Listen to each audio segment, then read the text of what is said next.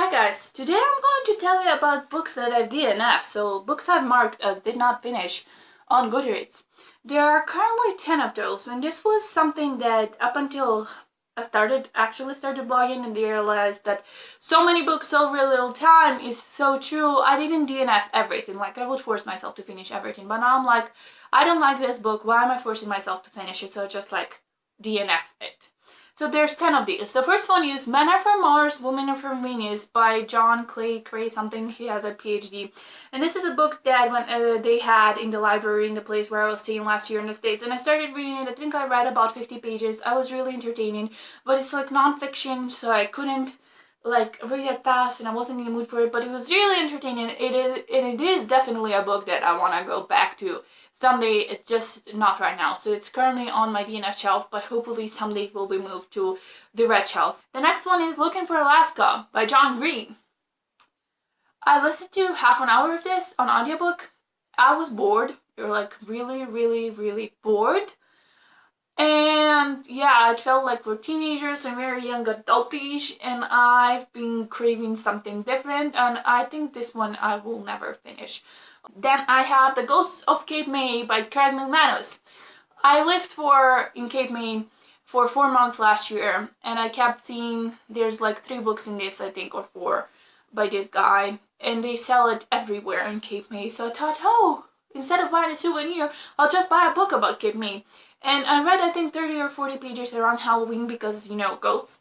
But it's very weird. Like, there's all these B&Bs and their ghosts, and like there's sounds very supernaturalist and whatnot. So I won't get rid of my copy because it means a lot to me because I bought it in Cape May. But on another note, I don't think I'll ever read it either. Then I have The Reading Group by Elizabeth Noble. This one is also one I started in America last year and I just didn't have time to finish. I wanted to read it because it was like, the book took place over a span of 12 months, or an entire year, and each month they read a different book, so they would read like Jane Austen, Elizabeth Gaskell, and stuff like that, and they would discuss it, and I started it, but I just didn't have time, so I DNF'd it, and I don't have it right now. Then I have Ready Player One by Ernest Cline. I'm gonna get a lot of hate for saying this, but from the 20% I read, it was too much. Like, I am not that much into video games, I'm not that much into 80s pop culture. I feel like there's like a metaphor for what the future will be like, or even the present is like, because we're also obsessed with our computers and internet and stuff. So I would like to read it for that reason, but at the moment I started it, Then I have The Sweet and Spicy Regency Collection by Dorothy McFalls. This is an ebook collection of 4 books. I read the first 2, and then the 3rd and 4th one were a little bit too fictional for my taste, because there's like, I read a lot of books set in the agency era, and they all follow this same exact pattern. And the reason I DNF'd this one is because they said outside the pattern, like the main character in one was a wolf. Like, a wolf? What the hell? I appreciate the author for trying out something different, but it just wasn't something I could finish. And then I also tried the 4th one, and I think this one was, I don't know what the guy was, but it was also something weird, so I didn't finish it. I'll never will. Then I have Opal by Jennifer L. Armentrout. This is the 3rd book in the Lux series. My story with this series is really weird.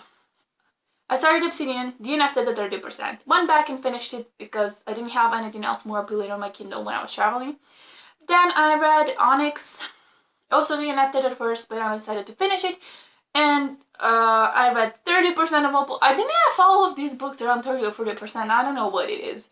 And I read 30% and I just, Damon is no longer a jerk, and Katie actually starts reading, but it's like, Phil is nothing happening. There's this alien and they fight them and then they all live and they're blah blah blah blah blah. I think I won't pick Opal back up because I think I actually even deleted the files from my Kindle.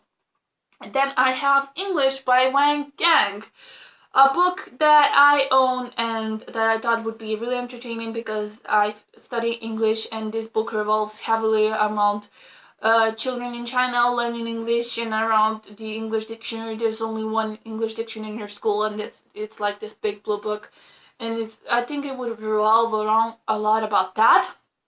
But there were also some disgusting scenes that I just couldn't get over, so I DNF'd it. I don't know if I'll ever pick this back up.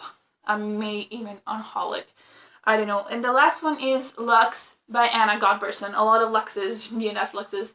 This is the first book in the Lux series. It's kind of like Gossip Girl, so it's in New York in the 19th century, and I really loved Gossip Girl, and I was looking for something reminiscing, remindful of that, but this book was just not it. I was bored to death by 20% of the ebook. So I don't know if we'll ever finish it. So yeah, those are the 10 books that as of right now I've DNF'd, with the potential of someday finishing Men Are From Mars, Women Are From Venus, Vanity Fair, and Ready Player One. So three that I'll potentially finish, but for the rest of these, as of right now, I'm sure that they'll stay on my DNF shelf. Let me know which books you've DNF'd. Are you, first of all, are you okay with DNFing? Doesn't the premise of so many books so little time scare you? So tell me about that in the comments below. Give this video a thumbs up and subscribe to my channel. I'd really appreciate it from the bottom of my heart. I love you all, and I'll see you soon with a new video.